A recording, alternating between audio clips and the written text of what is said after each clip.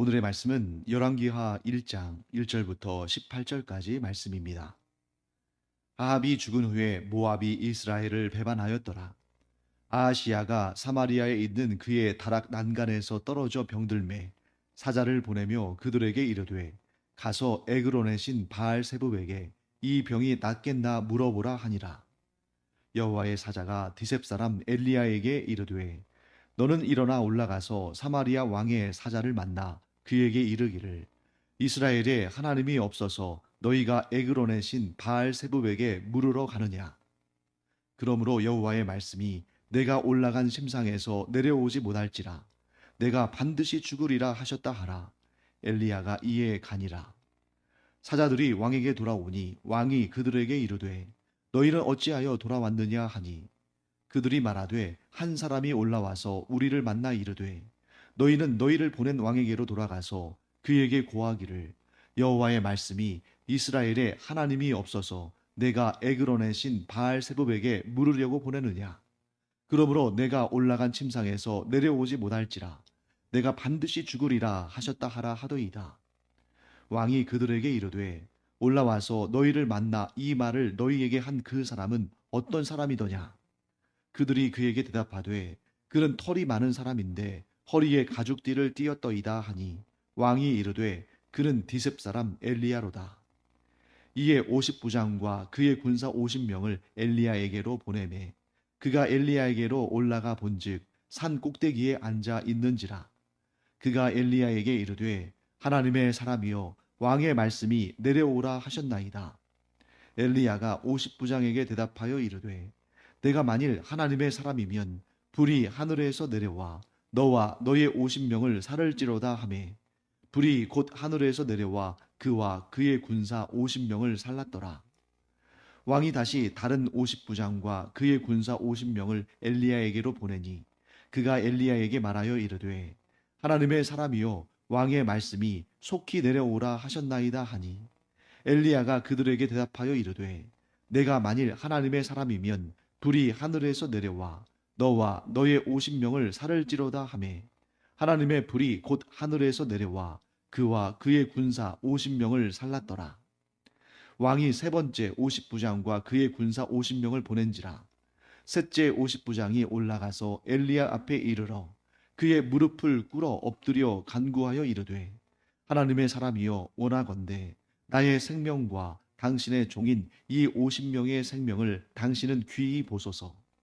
불이 하늘에서 내려와 전번의 50부장 둘과 그의 군사 50명을 살랐거니와 나의 생명을 당신은 귀히 보소서 하매 여호와의 사자가 엘리야에게 이르되 너는 그를 두려워하지 말고 함께 내려가라 하신지라.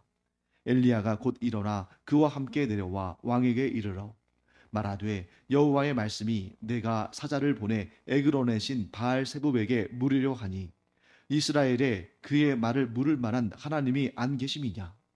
그러므로 내가 그 올라간 침상에서 내려오지 못할지라 내가 반드시 죽으리라 하셨다 하니라. 왕이 엘리야가 전한 여호와의 말씀대로 죽고 그가 아들이 없으므로 여호람이 그를 대신하여 왕이 되니 유다 왕 여호사밧의 아들 여호람의 둘째 해였더라. 아하시야가 행한 그 남은 사적은 모두 이스라엘 왕 역대 지략에 기록되지 아니하였느냐. 어떤 책을 시작할 때 이 죽음으로 시작하는 것은 흔치 않은 일이죠. 근데 원래 열왕기상과 열왕기하는 한 권의 책인데 이게 상과 하로 나눈 것입니다. 이렇게 나누게 된 이유는 유대인들이 읽는 이 구약 성경, 유대인들의 성경에는 열왕기상, 열왕기하는 나눠 있지 않아요.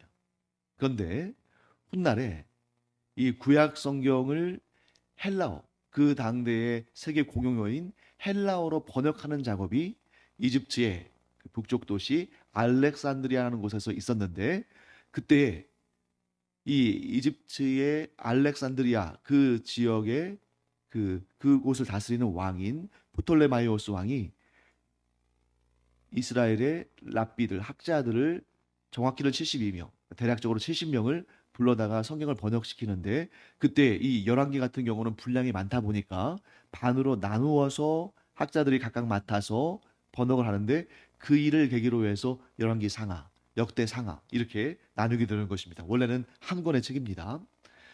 자, 우리는 이제 나뉜 그러한 분류를 사용하기 때문에 열왕기 상과 열왕기 하를 나누는데, 열왕기 상은 아합 왕의 죽음과 아하시아 왕의 등극. 아합 왕이 북이스라엘의 일곱 번째 왕이에요. 북이스라엘의 일곱 번째 왕인 아합의 죽음과 북이스라엘의 여덟 번째 왕인 아하시아 왕의 등극으로 끝이 나고, 그리고 열왕기 하는 다시 그 아합 왕이 죽었다 하는 그런 내용과 아하시아 왕이 어떻게 죽는지 그 내용을 담고 있습니다. 자, 오늘 이 본문의 1절과 2절은 이 당시의 북이스라엘 왕국의 상황이 어떤지를 우리에게 아주 간단하지만 아주 확실하게 전합니다. 자, 1절 말씀 보실까요? 이렇게 되어 있죠. 아합 왕이 죽은 후에, 지금 아합 왕이 죽었다는 사실을 강조하기 위한 것이 아니라 그 다음의 내용이죠. 모압이 이스라엘을 배반하였더라. 자, 열왕기 상 마지막 부분에 북이스라엘과 아람이라는 나라 사이의 전쟁 가운데 아합 왕이 하나님의 심판을 받아서 죽은 내용은 이미 기록돼 있어요. 그런데 이제 열왕기 하를 시작하면서 모압이 이스라엘을 배반한 것을 말하고 있습니다.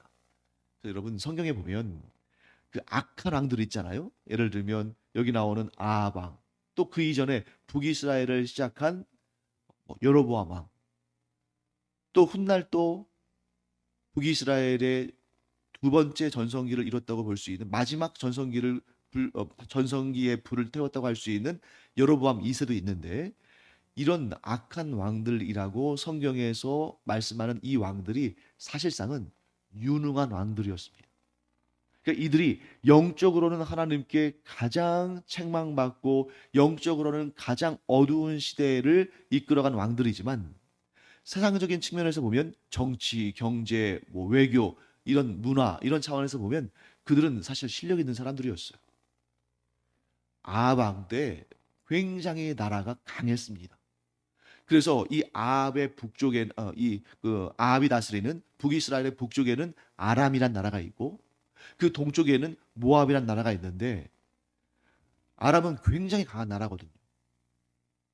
그런데 그 아람을 아합이 아주 어떻게 보면 정말 잘 막아내고 힘이 있고, 그 강한 나라, 큰 나라 아래에서도 그 국경을 맞대고 있으면서도 별로 주눅들지 않았습니다.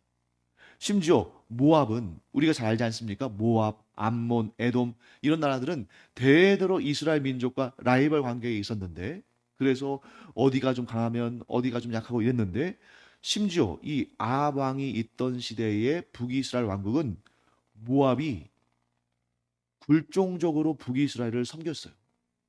그래서 여기에서 모압이 이스라엘을 배반하였다라는 그 내용은 뭐냐면, 아합 왕이 죽기 전까지는 계속 조공을 바쳤습니다. 조공을 바쳤는데 아합이 죽고 나서 조공을 끊었다는 거예요. 왜 그랬을까요? 나라가 약해졌으니까. 아람과의 전쟁에서 북이스라엘이 패배하고, 또 상당히 영적으로는 가장 하나님께 책망받았지만 그 정치적으로나 경제적으로는 상당히 북이스라엘의 전성기를 이끌었던 그 왕이 죽으니까 이제 국력이 쪼그라든 거죠.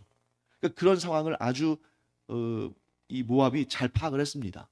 그래서 이제야 우리가 드디어 북이스라엘 왕국에게 조공을 받던 것을 이제는 우리가 좀 안 해도 될 때가 됐구나 하는 그런 판단을 한 거겠죠.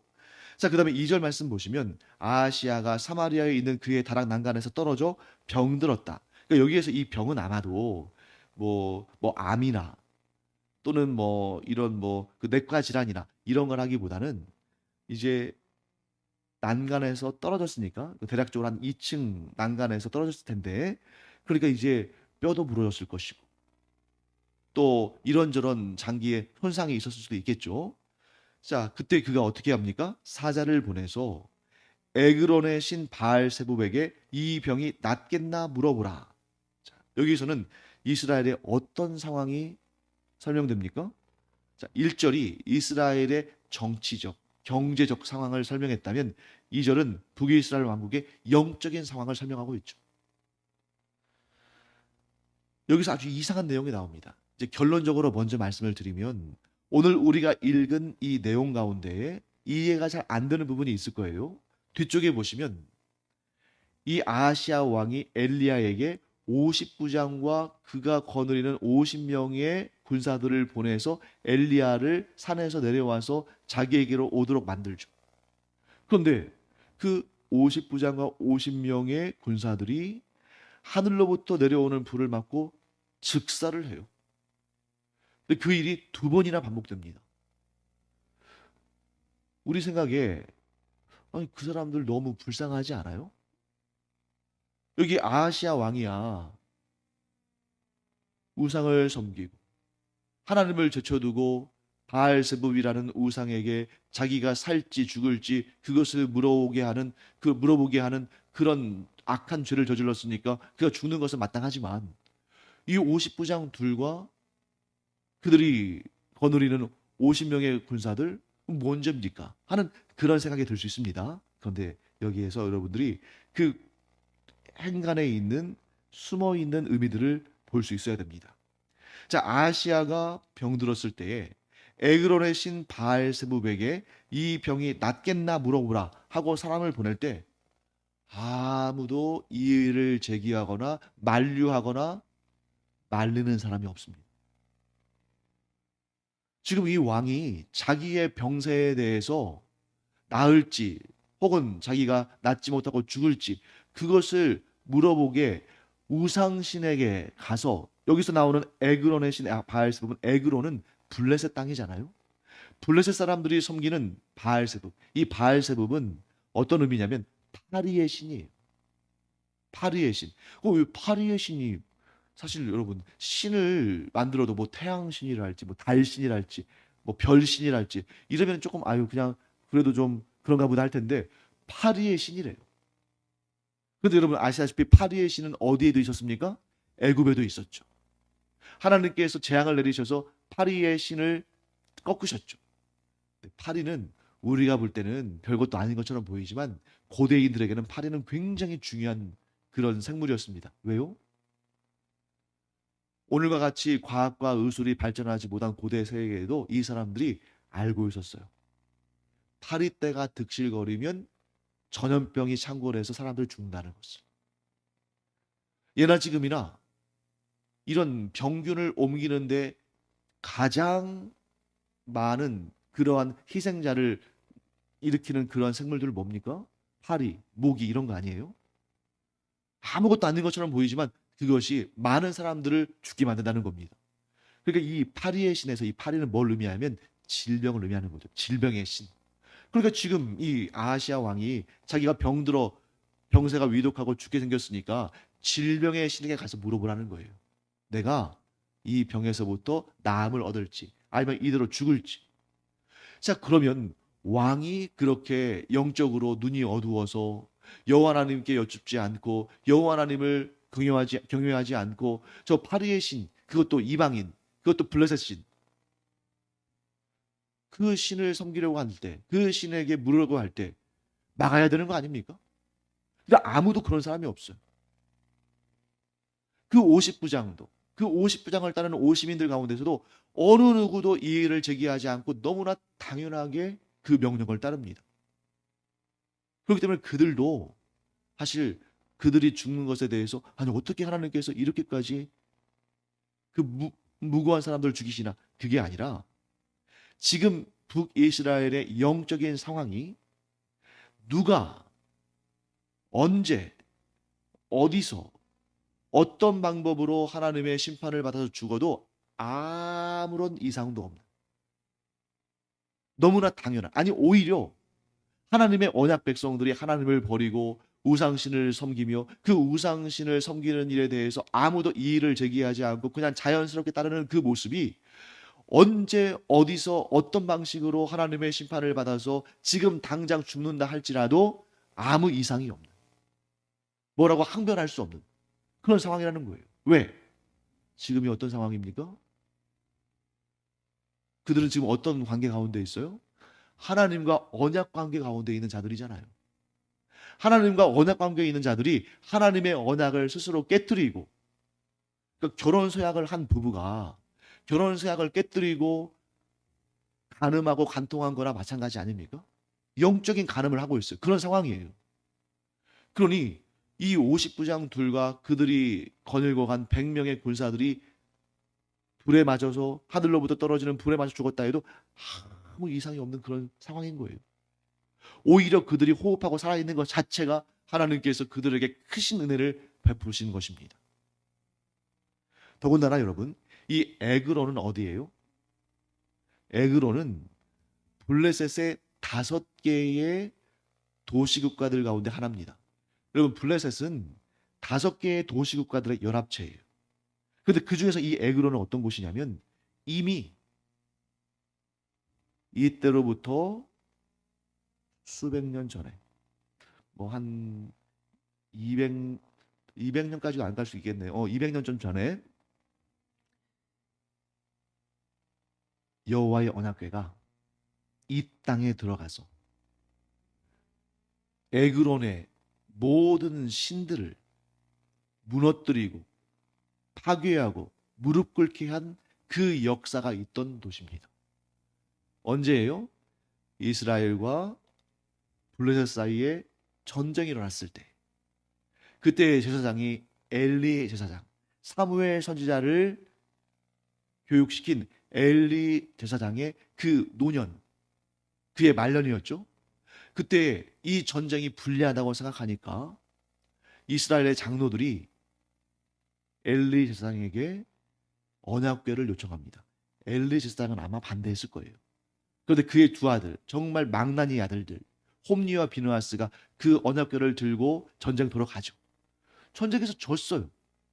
이스라엘은 완전히 지금 충격을 받았습니다. 왜요? 어떻게 만군의 여호와 하나님께서 전쟁에서 패배해서 그 여호와 하나님의 임재를 상징하는 언약궤를 빼앗길 수 있을까?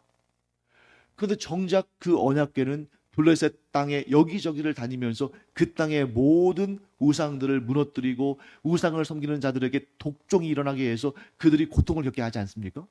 그러니까 이스라엘을 패배했지만 여호와 하나님께서는 블레셋의 모든 지역을 다니시면서 그들을 심판하셨어요. 그 도시 중에 하나가 어디입니까? 에그론. 그런데 그 사실을 너무나 잘 알고 있는 이스라엘 백성들이, 그것도 그 이스라엘 백성들을 이끄는 왕 아하시아가 에그론으로 사람을 보내서, 사자를 보내서 그곳에 있는 우상신인 바알세붑에게 자신의 생사 여부를 묻는다. 너무 괘씸한 일 아닙니까? 죽어마땅한 일이죠. 그래서 아하시아는 결국 왕으로 등극한 지 2년도 채 되지 못해서 죽습니다. 그리고 그에게 어떠한 이의도 제기하지 않고, 왕이 그렇게 지금 영적으로 눈이 어두워서 악한 일을 하려고 하면 그들의 신하들이나 그의 측근의 이 군사들이나 누구라도 나서서 그것은 잘못된 일입니다 하고 목숨을 걸고라도, 왜? 언약 백성들이니까. 이 아하시아 왕만 언약 백성인 것이 아니라 그 땅에 있는 모든 백성들이 하나님의 언약 백성이니까 목숨을 내걸고라도 그 일에 항변했어야 됩니다. 그런데 오직 단 한 사람, 누구만? 엘리야만 그 일을 한 것이죠. 그렇기 때문에 우리 이렇게 정리할 수 있습니다. 50부장 둘과 또 그들이 거느리는 각각 50명씩에서 100명의 사람들이 하늘로부터 떨어지는 불의 심판을 받아서 죽은 것, 안타깝긴 하죠. 하지만 우리는 뭘 할 수 있습니까? 하나님을 배반한 인생, 하나님을 섬기지 않는 인생, 하나님과의 언약을 깨트린 자들은 빨리 죽냐 좀 늦게 죽냐, 짧게 사느냐 좀 오래 사느냐, 그 차이만 있을 뿐 영원한 심판을 받게 된다. 그것을 오늘 이 본문을 통해서 우리가 보게 되는 것입니다. 자, 그때 이제 아하시아 왕이 자기가 일찍 죽게 된 것에 대해서 하소연을 하거나 변명할 수 없는 이유가 등장하죠. 이 아하시아 왕의 명을 듣고 이 에그론으로 내려가던 그 사자들이 중간에 누굴 만납니까? 엘리야를 만납니다. 근데 그 엘리야에게는 이미 여호와의 사자가 전해준 말씀이 있었어요. 그게 무엇입니까? 이스라엘 왕이 하나님을 무시하고 하나님을 섬기지 않고 우상을 섬기며 우상을 따랐으니 그는 침상에서 내려오지 못하고 반드시 죽으리라. 엘리야가 그 여호와의 사자가 전해준 말씀을 아시아의 사자들에게 전해주죠. 그 아시아의 사자들이 누구에게로 갑니까? 아시아에게로 갑니다. 여러분, 여기에서도 우리가 아까 제가 말씀드린 내용을 알 수가 있습니다. 이 아시아가 보낸 이 사자들이 여호와 하나님에 대한 지식이 전혀 없었다면 이들은 엘리야가 한 말을 무시했겠죠. 그리고 그냥 애굽으로 갔을 겁니다. 그런데 이들이 왕의 명령을 받고도 다시 발걸음을 돌이켜서 왕에게 돌아갔다는 것은 뭐냐면 이들이 여호와 하나님에 대한 지식을 가지고 있다는 거예요. 이들이 지금 스스로 지키지는 않지만 여호와 하나님이 계시다는 것, 여호와 하나님과 이스라엘 백성들 사이에 언약 관계에 있다는 것을 알고 있다는 것입니다. 마찬가지로 50부장들과 그들이 거느리는 군사들도 여호와 하나님에 대한 지식 가지고 있어요. 차라리 여호와 하나님에 대한 지식을 가지고 있지 못하면 하나님께서 이렇게 진노를 하지 않으셨을 겁니다. 여호와 하나님에 대한 지식을 가지고 있는데 여호와 하나님에 대한 지식을 가지고 있는 사람들이 하나님과의 그 언약 관계를 깨뜨리고 우상 숭배하는 데에 동조하고 있는 것입니다. 마땅히 심판받아 마땅한 일이죠. 이 북이스라엘의 왕 아하시아가 자기의 병이 죽을 병인지 아니면 그 병을 극복하고 살아날 것인지 그것을 알아보려고 하나님께 여쭙지 않고 에그론의 신 바알세복에 물었어요.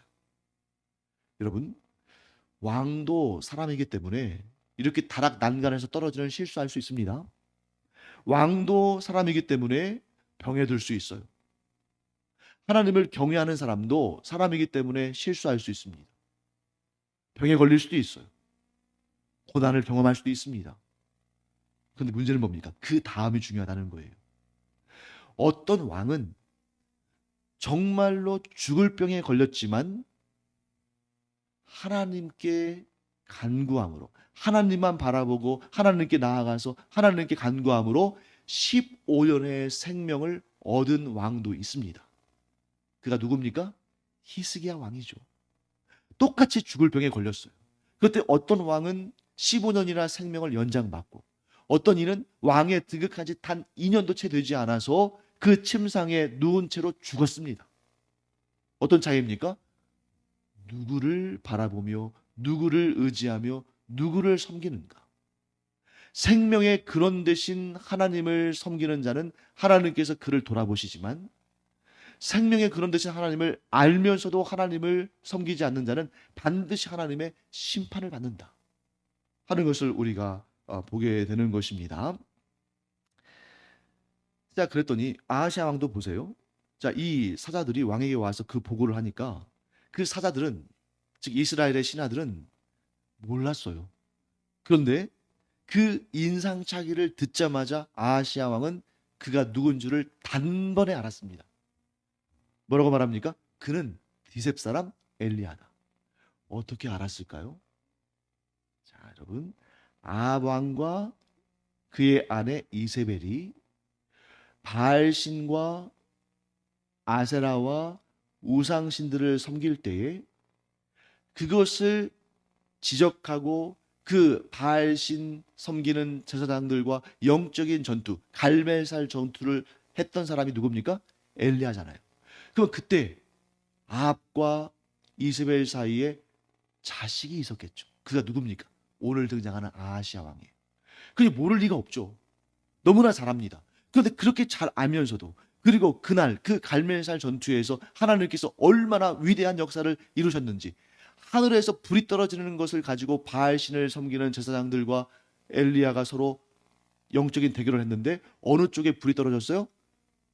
하나님께서 택하신 자 엘리야가 세운 그 제단, 그것도 물을 가득 부어서 자연적인 발화가 일어날 수 없는 그 제단에 불이 떨어져서 다 살라버렸습니다. 그거 아하시아가 알았을까요? 몰랐을까요? 알았죠. 그런데도 그 하나님의 놀라우신 역사를 알고 있으면서도 하나님의 은혜를 구하지 않고 우상을 섬겼습니다. 했더니 똑같은 방식으로 하늘에서 불이 떨어져서 아시아 왕에게 왜 당신이 이런 역사를, 이런 우상을 숭배하는 일을, 이런 하나님을 진동하게 하시는 일을 합니까? 하고 대적한 자가 아무도 없이 다 불에 살라 죽었어요. 자, 물론 우리 이렇게 생각할 수 있죠. 신하들이 어떻게 왕의 명령을 거부할 수 있을까? 충분히 우리 이해할 수 있지 않습니까? 이 50부장과 그가 거느리는 50명의 군사들 사람인데 왕의 명령을 거역하다가 죽을 수 있잖아요. 그런데 그들이 행한 일이 잘못이라는 것을 증명하는 사람이 등장합니다. 세 번째 50부장이에요. 자, 세 번째 50부장이 어떻게 합니까? 세 번째 50부장은 좀 다르게 반응하죠. 13절 말씀 볼까요? 왕이 세 번째로 보냈습니다. 그 세 번째 보낸 50부장은 이미 앞에 보내진 두 명의 50부장과 그들의 군사들이 어떻게 됐는지 분명히 알잖아요. 그런데 그도 왕의 명령이니까 거역하지 못하고 올라갑니다. 그런데 그는 다르게 반응해요. 어떻게 합니까? 엘리야 앞에 이르러 그의 무릎을 꿇어 엎드려 간구하여 이르되 하나님의 사람이여 원컨대 나의 생명과 당신의 종인 이 50명의 생명을 당신은 귀히 여보소서. 자, 엘리야에게 은혜를 구했습니다. 그러면 엘리야에게 은혜를 구했다는 것은 뭘 의미할까요? 엘리야의 하나님을 인정하고 엘리야의 하나님께 은혜를 구한다는 것을 말하는 것이죠. 왜요? 잘 보십시오. 자, 그 아시아 왕이 보낸 사자들, 아시아 왕이 보낸 50부장과 50명의 군사들, 그들은 왕이 보낸 사신이고 왕이 보낸 군사들이기 때문에 왕을 대표합니다.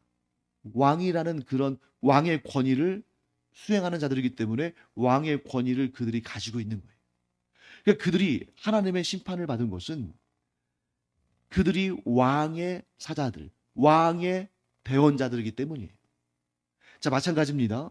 이 세 번째 50부장이 엘리야에게 은혜를 구한 것은 엘리야는 하나님의 선지자, 하나님의 사자이기 때문에 그의 권위를 하나님의 권위로 연결해서 하나님께 은혜를 구한 것입니다. 이 관계를 여러분들이 잘 아셔야 돼요. 사신, 대사, 사람 이런 표현들이 나올 때 그 사람이, 그 사신이, 그 대사가 위대해서가 아니라 그가 하나님의 권위를 받았기 때문에 그가 존귀함을 여김을 받는 겁니다. 자, 그렇기 때문에 이 세 번째 50부장은 굉장히 지혜로운 사람이었어요. 또한 하나님을 경외하는 사람이었다는 것을 알 수 있습니다. 왜요? 하나님께 은혜를 구했습니다. 자, 생명은 어디로부터 비롯됩니까? 생명의 근원 되시고 생명의 주관자 되신 하나님께 은혜를 구함으로 이루어지는 것입니다. 그런데 이전에 있었던 50부장들과 그들의 군사들은 엘리야를 보면서도 그 엘리야가 하나님의 선지자인 줄 알면서도 그가 하나님의 사자로서 생명의 구원 역사를 일으킬 사람임을 알면서도 그에게 은혜를 구하지 않았어요. 자, 그를 데려온다는 것은 곧 뭘 의미합니까?